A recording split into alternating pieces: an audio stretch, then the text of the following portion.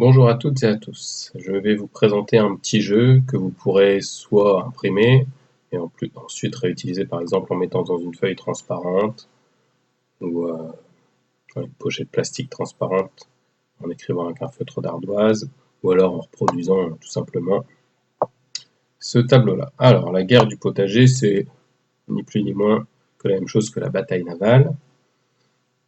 Donc sur la feuille, vous allez avoir, on a son propre potager, les légumes à y placer, et on a une feuille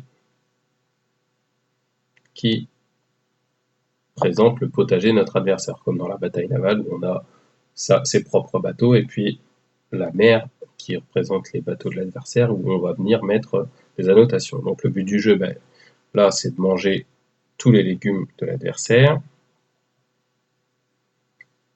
Donc quand c'est notre tour, on annonce une case, par exemple donc la coordonnée D3. Si je tombe sur une case où l'adversaire n'a pas mis un morceau de légume ou un légume entier, il me dira terre. Dans ce cas-là, je vais colorier en noir. S'il y a un morceau de légume, il dira croquer. Et si j'ai terminé de manger tout son légume, il dira disparu. Ça voudra dire que voilà, je sais que là, j'ai mangé par exemple un légume qui fait 3 cases.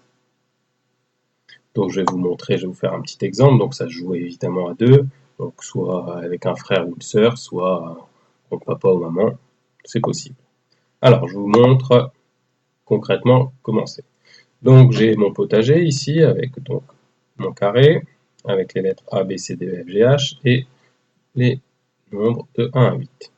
Donc là, je vais placer mes légumes. Donc là, le poireau qui fait 4 cases.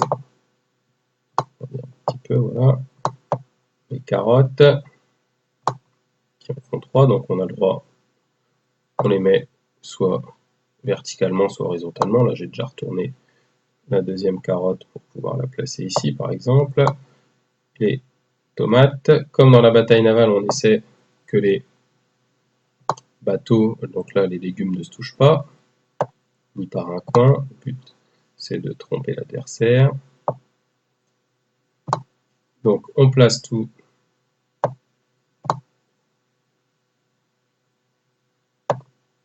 ces légumes sur son carré.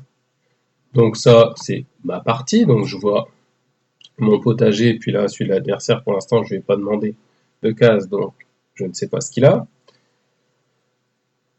Et on va commencer la partie. L'adversaire, hop, il a déjà placé lui aussi de son côté ses légumes. Donc je commence. Allez, c'est à mon tour. Alors je vais venir manger en F4. Donc l'adversaire va me répondre. Je ne connais pas tout par cœur ce que j'ai mis. Donc F4. Là, l'adversaire me répond terre. Donc moi, je viens colorier la case qui correspond au jardin de mon adversaire. Je sais qu'ici, en F4, il n'y a rien. J'ai croqué dans la terre.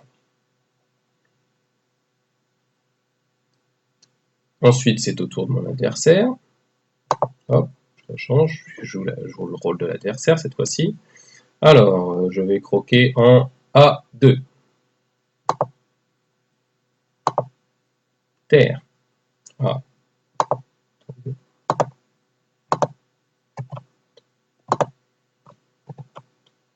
Donc terre, là aussi, mon adversaire met de la terre.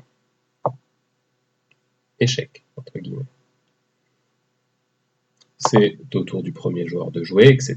Donc là, E5, touche, croquer. C'est pas toucher, toucher c'est la bataille navale. Donc là, je sais qu'en E5, j'ai croqué un légume. Je sais que je ne l'ai pas fini, sinon mon adversaire aurait dû me dire disparu. Donc je change d'adversaire. Alors là, je vais dire B2. Croqué et disparu. Donc là, hop, on peut mettre 2 croix, par exemple, pour être sûr que là, le fruit, le légume est complètement mangé. On change. Comme ici j'ai croqué là, je vais essayer par exemple E4. Terre. Ah, dommage. Je suis pas parti dans le bon sens. Etc. etc. Donc vous continuez à jouer jusqu'à temps que tous les légumes d'un des deux concurrents soient croqués. Voilà, j'espère que ces explications seront assez claires pour vous. Donc vous pouvez imprimer la feuille ou même reproduire, vous pouvez reproduire un carré de 8 cases par 8 cases, enfin même 9 par 9, donc 80 cases.